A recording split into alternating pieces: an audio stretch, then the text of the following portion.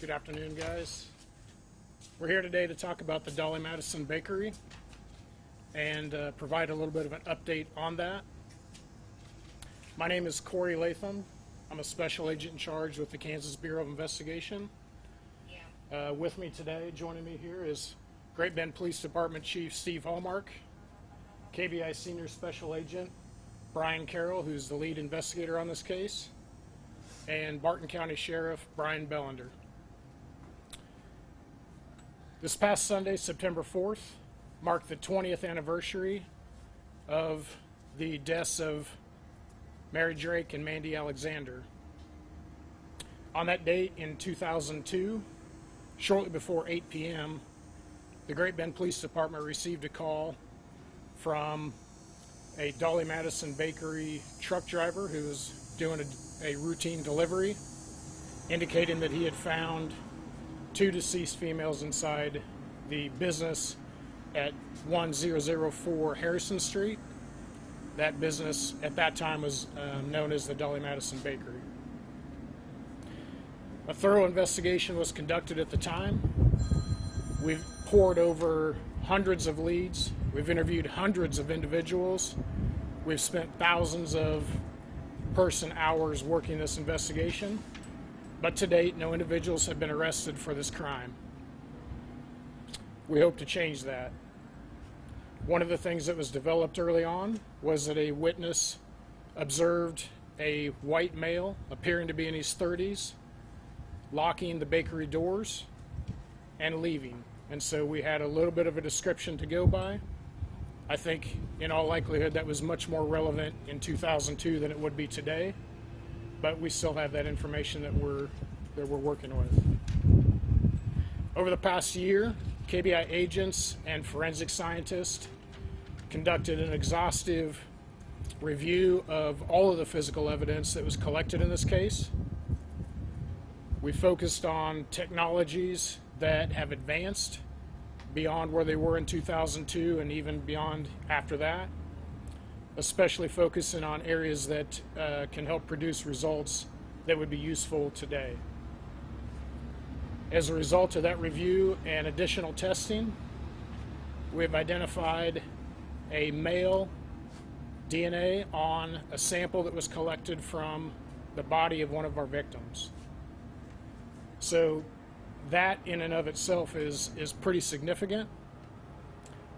The DNA profile, as I said, is male profile, so that is YSTRs. YSTRs are useful to us in the terms of a direct comparison. What I mean by that is we need to have the name of an individual, and then we'll go ask that individual to give us a sample of their DNA, and then we can compare that.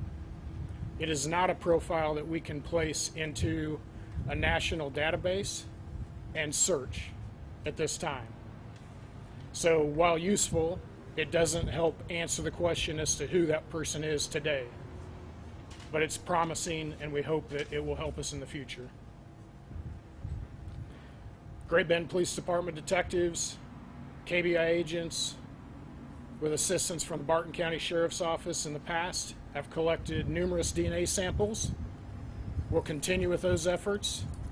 We've compared individuals, we've eliminated individuals, and we're still obviously looking for the right person, which is why we're holding this press conference today, because we hope that we can find that individual out there that may be holding on to just a little bit of information, hoping that we can find an individual who's willing to share that little detail that maybe they haven't shared in the past, or that suspicion about an individual that we can then utilize in our investigation. KBI, the Great Bend Police Department, Barton County Sheriff's Office, we're committed to solving this crime. Our condolences go out to the family and the friends of Mary and Mandy. We know it's been a difficult 20 years for them, and we want nothing more than to help solve this crime ourselves. We also wish to thank the public. The public has provided dozens, probably hundreds of tips and leads over the years, and we've done our best to run each and every one of those down, and we'll continue to do that. So we would ask for continued support from the public. So if anyone has even the slightest detail that they feel is relevant to this case, we would ask them to share that by calling the KBI at 1-800-KS-CRIME or submitting anonymously to www.kbi.ks.gov/SAR, S-A-R, or by calling the Barton County Crime Stoppers. That concludes my prepared statement. At this time, if there's any credentialed media that has questions, I'd be willing to answer those. What prompted this review? Is it a periodical review you conduct routinely within your office, or was there some piece that came up that prompted this? So we've conducted several reviews on this case over the years, and did that with various different evidence. We did another periodic review of all of the evidence.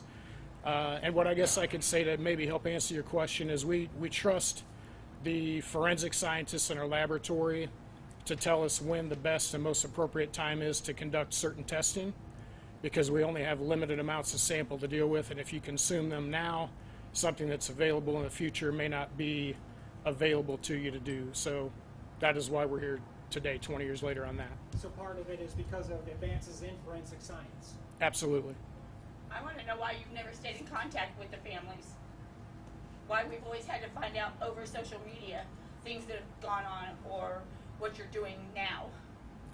Well, just like the other day, I did get a phone call from Brian. However, as soon as I hung up the phone with asking him directly if there was any new information that he could give me, he said no, because that information only the perp would know and law enforcement. Then to hang up the phone and read on Facebook that you have new evidence, when I asked him point blank, do you have anything new that you can tell me?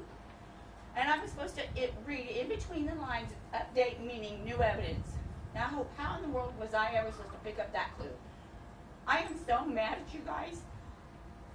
I understand that there's frustrations the family has. There's certain details that we're not ever going to be able to say. We don't expect detail by detail by detail, but we would rather hear you pick up the phone and tell us, hey, we don't really have any new information to give you, but we want you to know that we care and we are still here, than to hear nothing at all from you.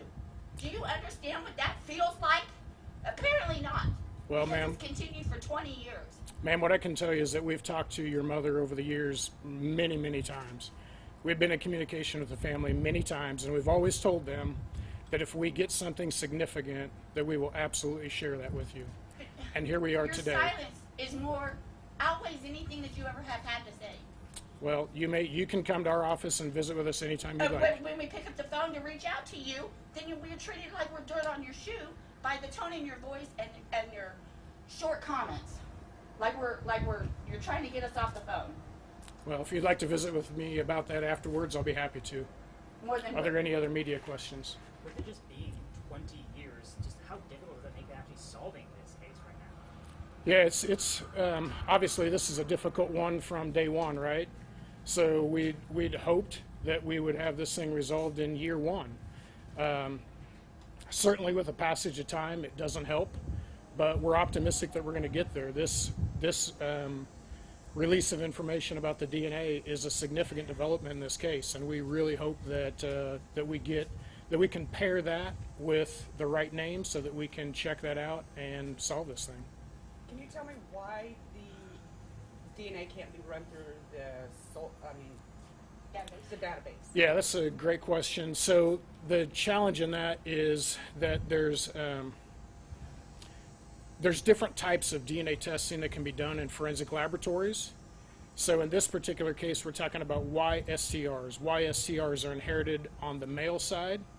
So somebody's brother, somebody's father, somebody's son will all have the same DNA profile. And we run YSTRs in situations in which you expect there to be a mixture of DNA. I told you guys that the sample in this particular case came from one of the bodies of our victims. They're female. We were hoping to be able to pull out male DNA from that, and so we opted to run YSTR testing. The downside, so the positive in that is that we were able to develop a YSCR profile. The downside is that there's such a small quantity of DNA that we're not able to get what's referred to as autosomal DNA.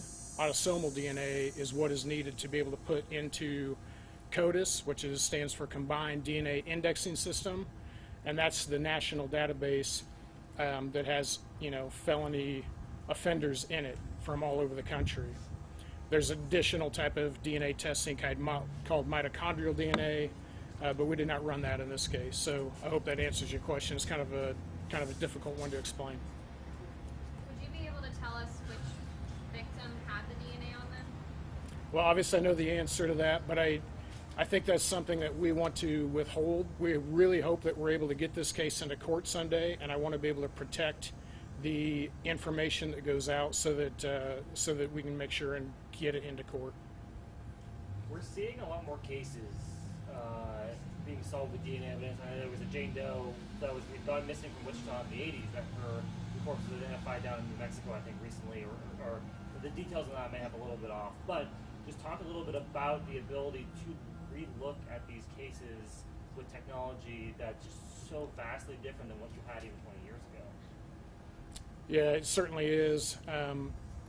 Effectively, there's different options that are available to us today that weren't available 20 years ago, and the sensitivity of the DNA testing has advanced to where we can work with smaller and smaller samples. And so part of the answer I gave earlier about waiting until the right time had everything to do with waiting until the technology caught up to the point where we could run that. Are you able to discuss the source of the DNA? The source of it in terms of which body it came from or what sample type?